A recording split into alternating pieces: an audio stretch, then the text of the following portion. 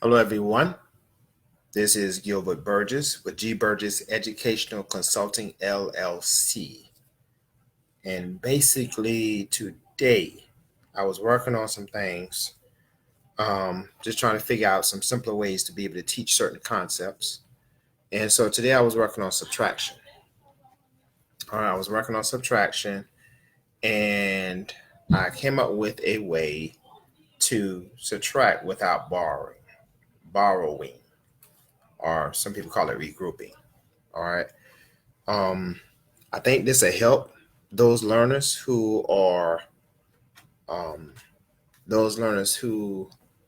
um, who have struggles with subtracting. This is a big issue that I've experienced throughout the years. Even eighth graders have had issues with subtracting because of the borrowing issues.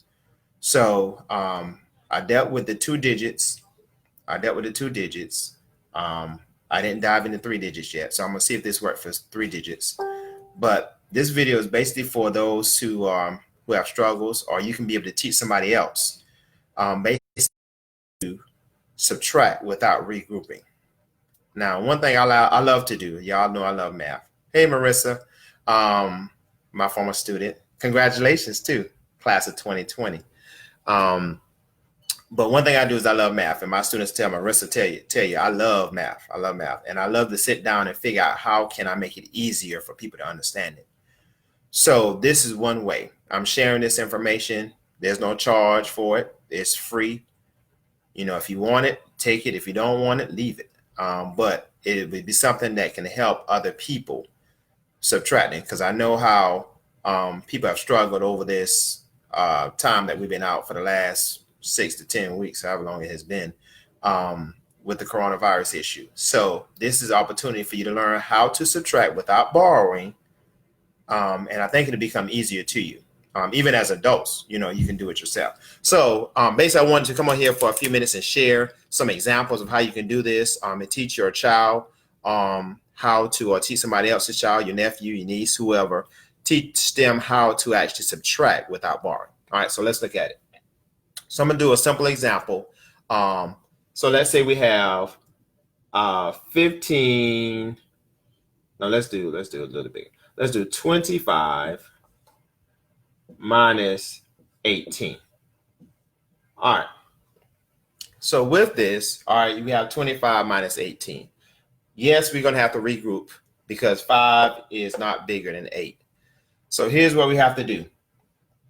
All right. So here's what I've been playing around with. I came up with. All right. So basically, we know that if this number is smaller than the bottom number, we know that we have to regroup. So my goal is to make this number equal to this bottom number. Well, how can I do that? I have to count down till I get to 18. So now I have 18 minus 18, which is 0. Now, the question is, how many did I count down to get 18? Well, 24, 23, 22, 21, 20, 19, 18. So that's 7. So that means that if that's 7, then I add 7 back. So my answer is 7. I did that without regrouping. All right, I did that without regrouping. Hey, Christina. Yeah, you're one of my former students as well. So this is an easy way to subtract without having to regroup. Basically, what the goal is to make this top number here the same as this bottom number. So the only way I can do that is by subtracting. All right, counting down from 25 down to the next number that has an 8 in it, which is the 18. So I had to count down 7. Oh, sorry. Count down. I count down 7. So if I count down 7, that means I'm subtracting 7, which means at the end, I'm going to add 7 back. All right. That is a way that you can do that. Let's do another example. All right. And if you have any questions, just put it in the chat. But this is an easy way for you to be able to teach, especially those students who have learning disabilities. I think this would be a good way to show them. It maybe take them a little while to get used to the concept of it, but once they get it, they got it. All right, so let's try a bigger number. Let's try 80. Let's try 80 because the zeros usually give some students problems. 80 minus, say, 36. All right. Same thing here. Our concept here is not to regroup at all. All right.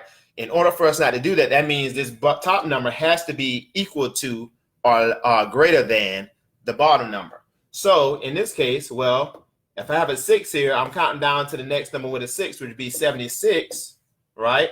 So 76 minus 36, that's easy math. That's 40.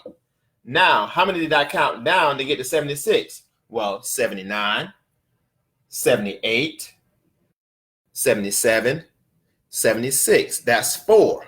Add 4 back. I subtract the 4 because I count down 4. So I add 4 back, I have 44. If I add 44 plus 36, I get 80. All right, that's the easy way. I'm gonna do one more example, just so you can get the gist that this is it works. All right, I haven't done it with 3-digit numbers, but it should work. If it work with the 2-digit, it should also work with the 3 digits, but I'll double check that. So I'm gonna do one more. And if you like to say, if you have questions, put in the chat. Hey, Rashawn, Christina, Roderick, thank you all for tuning in. Share this video out to those people that you know may struggle with the basics of mathematics. I'm trying to help, see if we can help